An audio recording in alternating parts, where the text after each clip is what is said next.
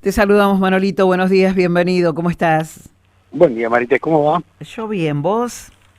Muy bien, por suerte. Bueno, Perdón que no pude la semana pasada, pero se me había complicado. sí, después nos Esta complicamos semana estamos nosotros. Después nos un complicamos poco nosotros. mejor. Sí, sí, complica a veces. Pero bueno, te pedimos disculpas también nosotros, porque estuvimos No muy pasa complicados nada. la semana. Bien, bueno, contanos, ¿todo bien? Muy bien, por suerte. Esperando la llegada de la primavera, disfrutando de los días más benévolos en términos de temperatura. Y además que nos cambian un poco el humor, ¿o no? ¿Qué decís vos? Eh, sí, creo que a mucha gente sí. Digo, yo soy de quienes creen que hay que tratar de encontrarle a cada cosa su lado bueno, con lo cual eh, está bueno el invierno también porque hace que se disfrute mucho más cuando llegan los días cálidos. Sí, claro, totalmente. Bueno, estuviste hablando sobre el tema de la interna de la Unión Cívica Radical en tus columnas. Tenés una opinión muy particular sobre el tema. Contanos. Bueno, no sé por qué particular. No, Sí, digo que, creo. ¿pensás que tiene que haber internas o no? Eso, a eso me quería referir. ¿Vos pensás que Ah, tiene que haber internas en la Unión Cívica Radical o no? yo no participo de la vida interna del radicalismo. Yo no estoy afiliado al radicalismo, con lo cual mal podría hablar sobre si tiene que haber o no. Me parece a mí, viéndolo desde afuera, que no hay diferencias sustanciales en cuanto a los proyectos. Creo que las diferencias se dan en términos de nombres. Y como poníamos en la nota que escribimos al respecto, puntualmente en cuál es la relación que se establece para con Sandra París. Están quienes critican la forma de hacer política de Sandra París y quienes avalan la forma de hacer política de Sandra París. Con una particularidad, quienes la critican, y puntualmente María Elena Gálea, llegó a la política partidaria y pública de la mano de Sandra París. Digo, sin militancia de peso en el radicalismo, llegó a ser delegada al Comité Provincia, Ujú. apadrinada o amadrinada por Sandra París, con lo cual eh, Sandra París no cambió la forma de hacer política. La que cambió la percepción de cómo hace política Sandra París es Marilena Galea, con lo cual entiendo que la discusión, no hay una discusión de fondo en cuanto a proyectos, ni siquiera en el ámbito local. Digo, no es que se cuestione más o menos o no se cuestione el gobierno de Marcelo Másquin, sino que pasa por otro lado de la historia. Y eso queda claro cuando uno ve el proceder de los concejales. Ujú. Por un lado, Marilena Galea participa del bloque de Juntos, y por el otro lado, Norberto Tonkovich tiene su propio bloque, lo cual le garantiza ciertas prerrogativas como tener secretario de bloque, tener jefe de departamentos inexistentes, o sea, financiamiento público de la política privada. Algo similar a lo que había dicho el senador Abdala a nivel nacional de la Libertad Avanza, cuando dijo, bueno, yo tengo asesores que trabajan en mi proyecto. Bueno, en Salta pasa algo parecido porque hay jefes de departamentos que no existen.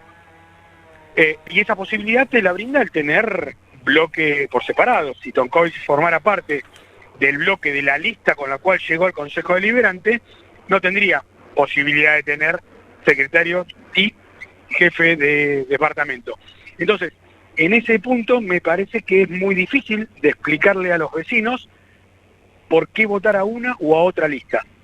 Ujú. Sí, después uno puede cuestionar cuál es el rol que tiene el radicalismo tanto a nivel local como a nivel provincial y nacional.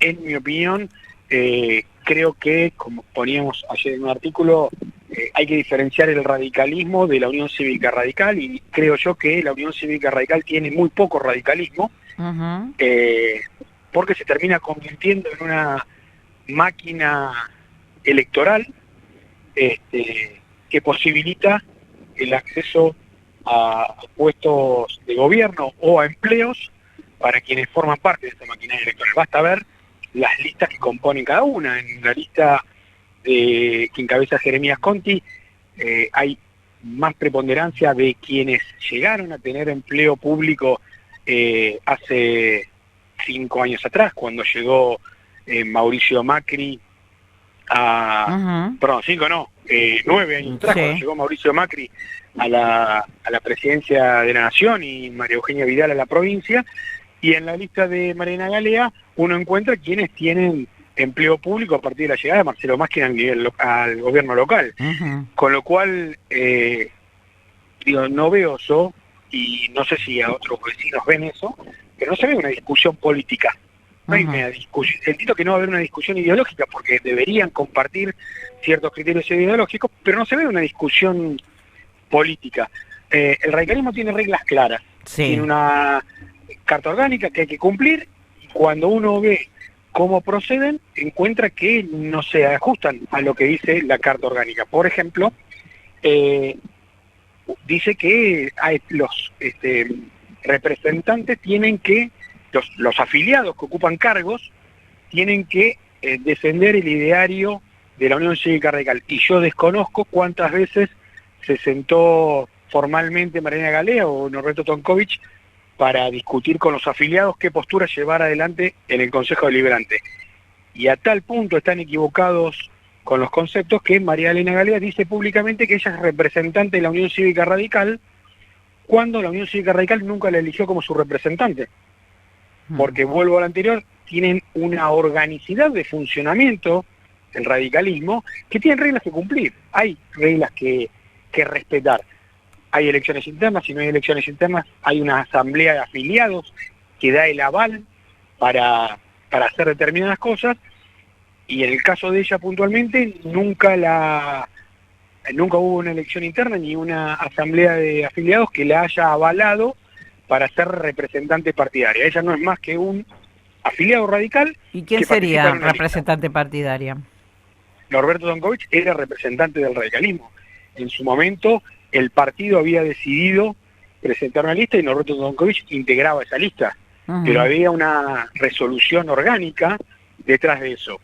O sea, después en su proceder no tiene un funcionamiento orgánico, porque ya te digo que no hay asamblea de afiliados que nutran del pensamiento de la acción. Por ejemplo, Norberto Tonkovich votó la extensión de la concesión del servicio de electricidad a la cooperativa eléctrica, y eso nunca se decidió dentro de la Unión Cívica Radical. Él decidió hacer eso y lo decidió por motu propio.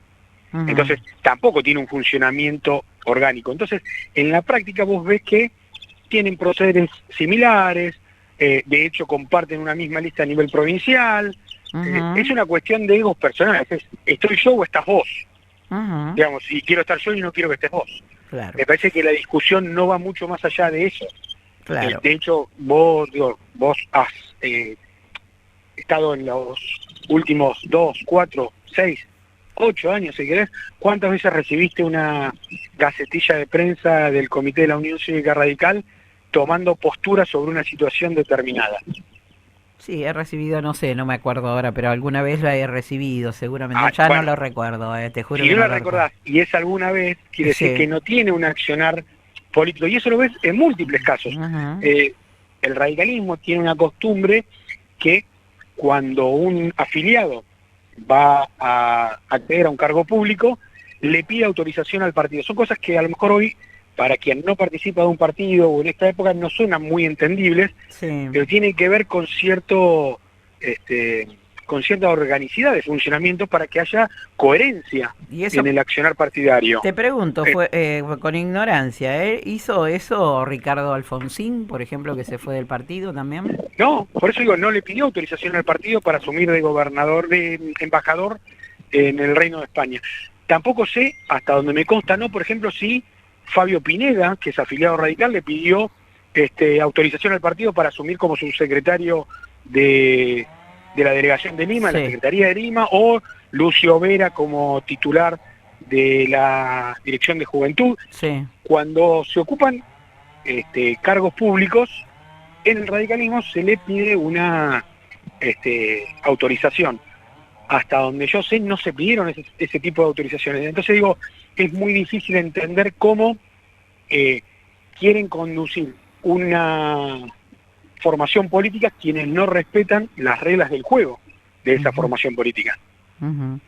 Digamos que el radicalismo tiene sus propias reglamentaciones, por decirlo de alguna manera, que deberían respetar todos aquellos que toman decisiones propias o por motus propios.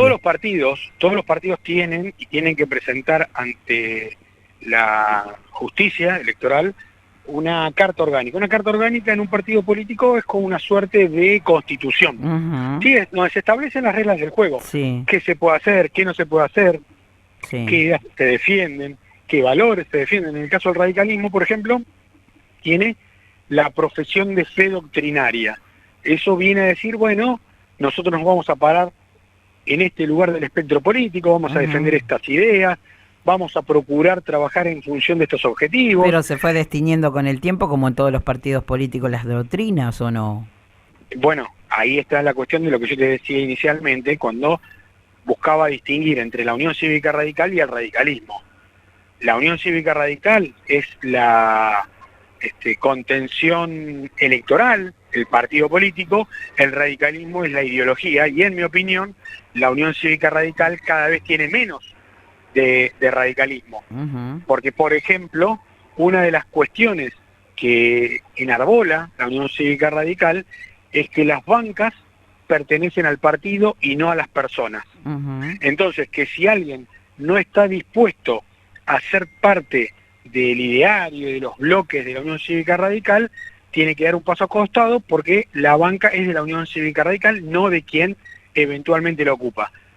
Pero si vos mirás fuera de Zárate, te encontrás con que el presidente del Comité Nacional, Martín Lustó, hasta poco antes de llegar a ser el presidente partidario, formaba parte de un bloque distinto de la Unión Cívica Radical. Totalmente. Con lo cual es muy difícil encontrar, tanto en Zárate como fuera de Zárate, cuestiones básicas que distingan a un sector del otro. Claro. Es muy difícil encontrar, porque nadie puede decir, me parece que las diferencias más grandes son procedimentales, pero nadie puede decir, yo me atengo a lo que hay que hacer y vos no, sino es, yo me desvié mucho o me desvié poco de lo que te desviaste vos. Entonces, insisto lo mismo, no hay una diferenciación real a la hora de discutir, sino de decir, bueno, me gusta más o me gustas menos, y creo yo que a nivel local gran parte de eso está dado en función de cuál es la opinión o el criterio que se tiene respecto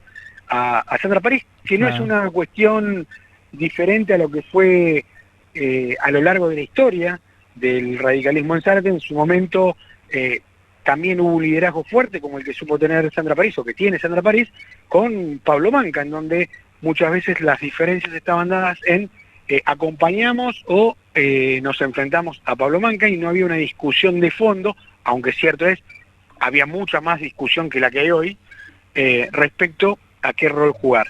Entonces, en ese contexto me parece que una elección interna partidaria, tal y como se plantea en el radicalismo, no tiene mucho sentido, sobre todo si se tiene en cuenta que, por ejemplo, en la última elección el radicalismo no presentó listas.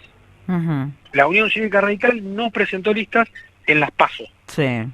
Y solamente algunos afiliados a la Unión Cívica Radical participaron de una lista de la conducción o del grupo mayoritario del PRO. Entonces, me parece que antes de discutir quiénes van a hacer las cosas, lo primero que se debería discutir es qué cosas se quieren hacer y cómo hacerlas. Después discutimos quién las hace. Pero si no se tiene en claro qué hacer y cómo hacerlo, el discutir quién lo va a hacer me parece que es bastante improductivo. ¿Y si hubiese una interna hoy del peronismo, cómo sería?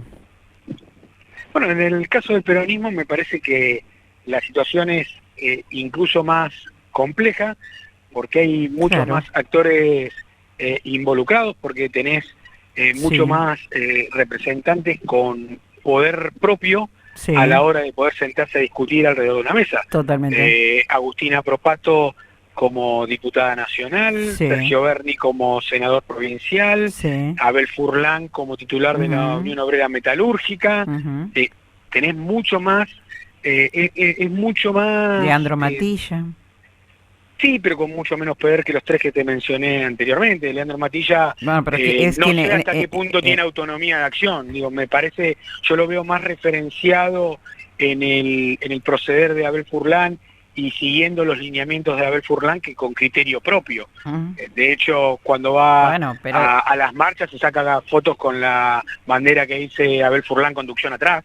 de la Unión Obrera Metalúrgica, y vos hasta donde que, yo sé, él no es metalúrgico. Vos Quizás decís me que, equivoco, pero no creo que no. Alberto, que Abel Furlan influenció a Leandro Matilla para que dejara de ser candidato a intendente y diera lugar a Agustina Propato en ese momento. No lo sé porque no fui parte de las negociaciones que se siguieron dentro de Unión por la Patria para alcanzar ese acuerdo de unidad. Pero lo que queda así claro es que Leandro Matilla se referencia en un liderazgo y una conducción de Abel Furlan, y que por la propia lógica de funcionamiento del Partido Justicialista, sumamente verticalista, no hay una conducción bicéfala, en donde uno diga, bueno, participamos de un sector en donde hay dos líderes. Hay un liderazgo marcado, y las veces que ha tenido el justicialismo más de un liderazgo, no se resolvió de la mejor manera. Claro. Y como muestras tenemos el último gobierno. Con lo cual, me parece que poner en igualdad o en pie de igualdad a Leandro Matilla con Sergio Berni, Agustina Propato o el propio Abel Furlan, me parece que es presentarlo en una liga en la cual todavía le falta, que nadie dice que no la vaya a jugar, pero que todavía le falta. La conducción de Matilla es mucho más local y con el apoyo de Furlan, digo, no por peso específico propio. De hecho, en la última elección él salía a hablar en los medios, de hecho estuvo hablando con vos, donde hablaba del lugar que le habían dado en la segunda sección como senador por representar. Llevamos 9 meses de cambio de gobierno. ¿Escuchaste hablar algo a nivel seccional o provincial del rol de Leandro Matilla por su candidatura a senador? Porque no era cierto lo que decía. Porque en una sección electoral que eligen 5 senadores, ser el quinto senador de una fuerza, candidato a senador de una fuerza, no te da un peso específico real a la hora de construcción política. Es más bien una suerte de reconocimiento, con el reparto que le dan un poco a cada uno. Bueno, acá te toca a vos, pero no por una cuestión real de trabajo. Si la realidad fuera la que él plantea, no hubiera sido el quinto candidato. Claro. Bueno, hablando un poco de política, ¿no? Nos quedan otros temas que lo vamos a hacer la próxima semana, Manolito, ¿no?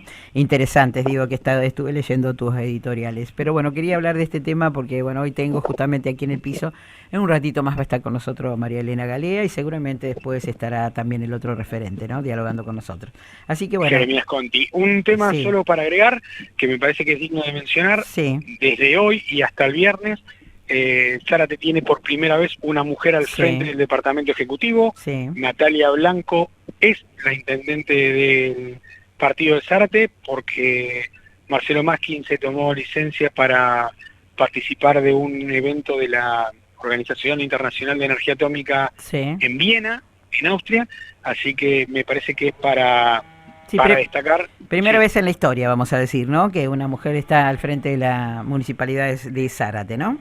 Sí, hay que entenderlo con todos los bemoles del caso, porque es un reemplazo en función de cómo se integraron las listas. Digo, no es que los zarateños eligieron a una mujer como intendente. No, ¿sí? Claro. Digo, si Marcelo Maskin no se tomara licencia, Natalia Blanco no hubiera sido la intendente. Pero pese a eso, y teniendo en cuenta esas circunstancias particulares, es de destacar que por primera vez una mujer está al frente del Ejecutivo Municipal. Sí, totalmente. Gracias, Manolito, como siempre, tan amable. Nos encontramos el lunes nuevamente, ¿te parece? Dale, va a ser un gusto. Si nos surge algo que tengamos que hablar a lo largo de la semana de imprevisto, ¿no? No hay ningún problema. Y hoy aparece, por lo menos en el diario La Voz, la consulta popular no vinculante, es la convocatoria justamente del cumplimiento de la ordenanza 5150/24. La aparece en el diario La Voz. Quiero decir que es la inscripción a cargo de delegado para nuestra ciudad. Bueno, ahí también tienen que tener en cuenta quién va a presidir la Junta Electoral, que no es alguien de Zárate. Bien. La va a presidir Juan Ignacio Novelli, asesor del intendente y ahora supersecretario sin cartera. Fue designado por el intendente Maskin para presidir la Junta Electoral. Supongo que conocerá de la política limeña como para poder hacerse cargo. Y creo que sí. Bueno, varios hay aquí. Yo creo que no.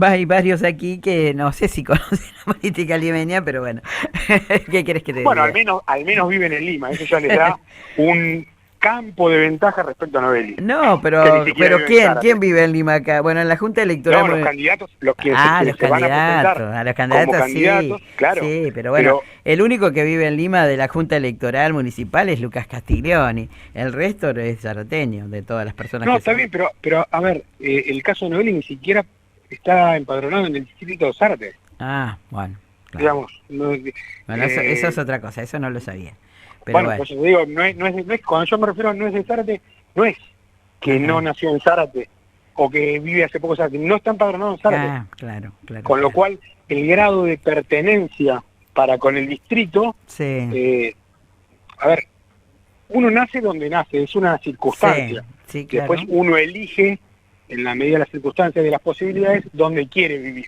Claro, por Y supuesto. entonces, el nacimiento de último lo eligen los padres, siempre y cuando tengan posibilidades de Sí. elegir. O te toca como cuando no hay lugar en que puedas nacer en Lima y te toca nacer en Zárate. Claro, ¿no? exacto. Por eso digo, Así de que- las circunstancias que te tocan. Ahora, el caso puntual de Novelli ni siquiera está empadronado en Zárate. Claro. Bien, Entonces, bueno, es mucho menos representativo que cualquiera de los casos que podamos mencionar. un dato que no teníamos y te agradecemos. Te agradecemos. Bueno. Bueno, te despedimos hasta el lunes y muchas gracias como siempre, Emiliano. No, Casi gracias te a vos, digo como Emiliano. siempre. Tengo tantos Emiliano, mira, está Emiliano Sisti, Emiliano de Barómetro y casi te digo Emiliano a vos también. Te voy cambiando el nombre, Manolito. No hay ningún problema, no hay ningún problema. Gracias, Manolito. Nos Te mando un encontramos abrazo en... también. Gracias, hasta luego.